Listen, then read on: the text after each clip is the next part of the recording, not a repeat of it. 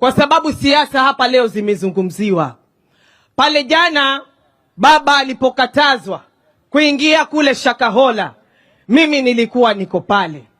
Lakini jambo la kusikitisha, kwa sababu sisi kama viongozi, wakati jambo la Shakahola lilipolipuka, mzee Raila Amolo Odinga alikuwa hayuko Kenya, alikuwa yuko Dubai.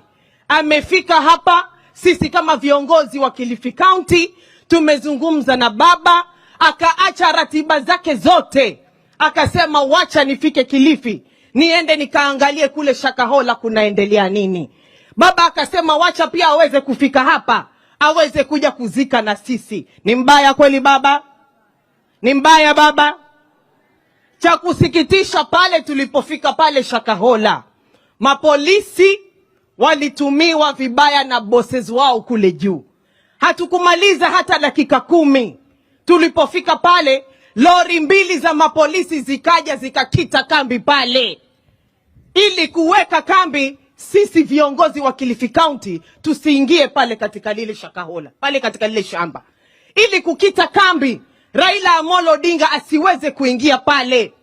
Sisi tunaiuliza serikali ya Kenya Kwanza, kuna jambo gani ambalo wao wanaficha? Na kuna jambo gani ambao wanafanya mpaka Raila Amolo Odinga wanamkataza asiingie pale ndani? Watu wa media wamekatazwa, hawawezi kuingia pale ndani. Watu wa Red Cross wamekatazwa, hawawezi kuingia pale ndani.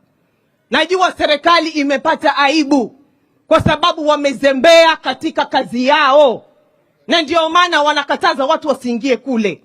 Lakini ukweli utakuja kudhihirika, kwa sababu kama Raila Amolo Odinga ameshikililia jambo, hata aliacha hivi hivi. NYS walisema ho. Mwisho Raila alipokuja kusema, ilikuwa ni kweli ama si kweli? Ni scandal ngapi ambazo za Raila ameingiza mdomo wake na watu wakaja kagundua kwamba ni kweli? Hata hili baba livalie njuga. Tusiwachekee hawa watu, kwa sababu huku pwani sisi hawatupendi na hawatusikilizi. Niweze kujibu viongozi wenzangu, mnajiuliza kwa nini sisi wa pwani hatusikizwi na hii serikali? Kwa matamshi yake Bwana Gachagua ametuambia kwamba hii serikali ni ya mashareholder. Na shareholding ile ama nasema uongo? Ama kumsikia akisema hivyo? Na shareholding hiyo haijaanza hapa peke yake, hata kule katika bunge la kitaifa.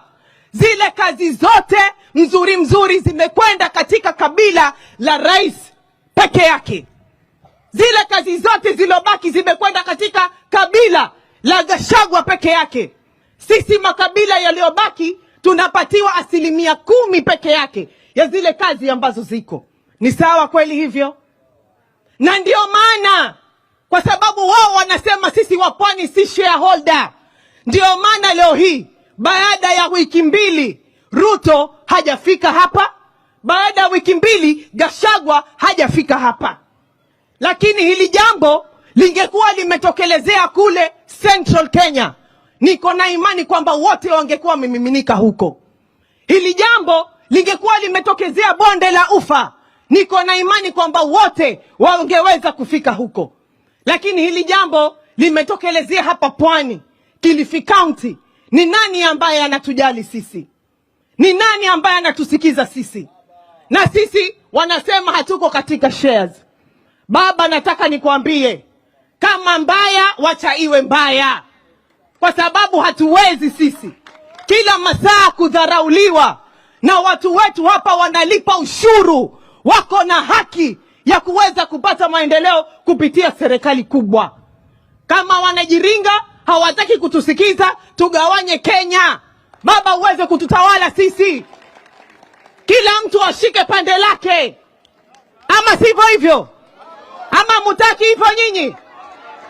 Tugawanye Kenya, wao wabaki na pande lao na sisi tubaki na pande letu. Mzee Raila Amolo Odinga ameacha shughuli zake leo hii, amekuja kulia na sisi hapa walala hoi. Mheshimiwa Ruto alitumia jina la mahasla kupata kura. Leo hii Mheshimiwa Ruto hajui hasla ni nani.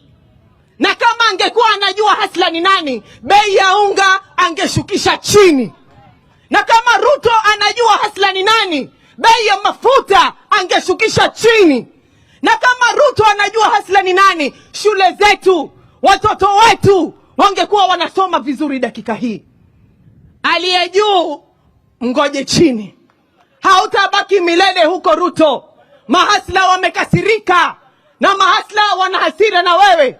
Na iko siku utashuka na tutamwona Raila Amolo Odinga ameweza kutawala na kuleta usawa katika Kenya yetu.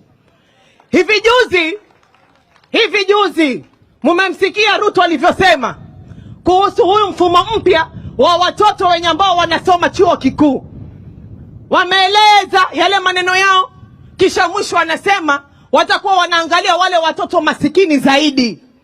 Sasa kama walimu wetu hawaandikwi kazi, sasa kama kazi zote zingine sisi hatuzipati, tuna hakika gani sisi kama wapwani kwamba watoto wetu watakuwa wanapokea msaada kupitia serikali kubwa?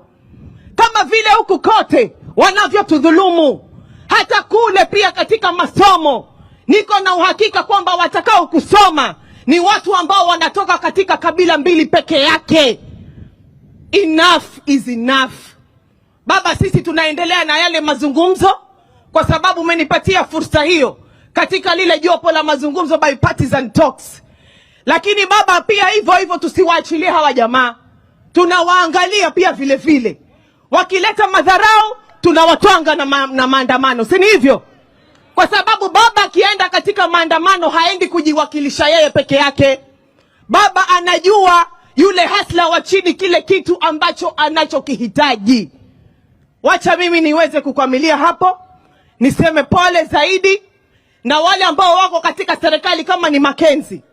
Wafanye juu chini. Na mimi sisemi ati kwa sababu kwa ubaya.